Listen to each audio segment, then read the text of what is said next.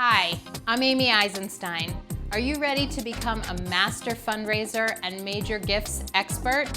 Do you want to feel inspired and empowered to raise significantly more money for the organization you love? If so, you've come to the right place. Let's get started. Did you know that development directors who stay in their jobs longer are able to raise significantly more money than if they were to hop from one organization to the next? It should come as no surprise, because if fundraising truly is about relationships, development directors need to be at their organizations for enough years to develop solid relationships in the community. Unfortunately, the nonprofit sector has a real problem in that development directors simply don't stay in their jobs very long. If you have been in your job for more than 3 years, you are the exception, not the rule. Recently, I was discussing hiring a new development director with a client, and we decided we were not going to consider any job hoppers. We wanted someone with staying power. And what we meant by that was that a qualified candidate would have to have held one job out of their last 2 for at least 5 years. And when looking back at their last 4 jobs, I wanted at least 2 of those jobs to have been for 5 years or more each. Unfortunately, so many development directors routinely hop from job to job, and resumes that demonstrate real staying power are few and far between. Those candidates who have held jobs for more than 7 years really stand out. Not only that, but the research project I completed recently was very clear in the results. There is a direct correlation between longevity of a development director and the amount of major gifts they can raise. So the question becomes, how long does a person need to stay in the job to have real impact?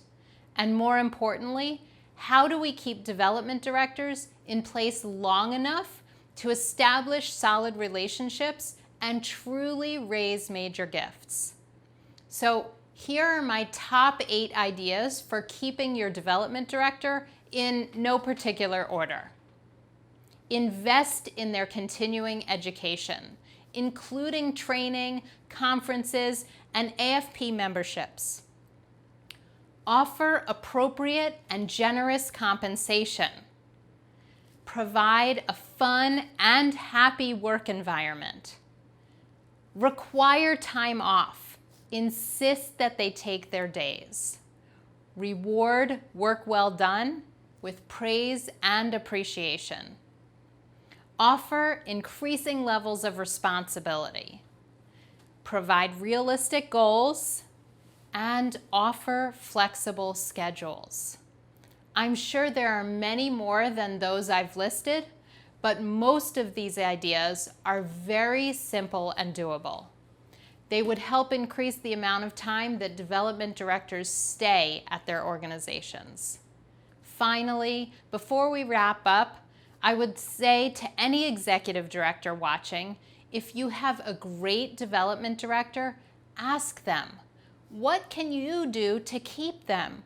In other words, what do they need or want in order to stay? It could be as simple as another week of vacation or a better title. Whatever it is, if you have a great development director, do anything in your power to keep them. If you don't, they just might start job hunting. Now it's your turn to share. Did this video inspire you to try something new? Do you have a related story to share? Do you agree or disagree with today's advice? Join the discussion and help others by leaving a comment below. And if you found this video helpful, please share it with your friends and followers. Finally, if you want to learn even more ways to supercharge your fundraising, visit my website, amyeisenstein.com, and sign up to get weekly fundraising advice and more videos just like this one.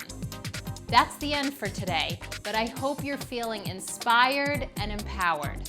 Thanks so much for doing your part to make the world a better place. I'm Amy Eisenstein. See you next time.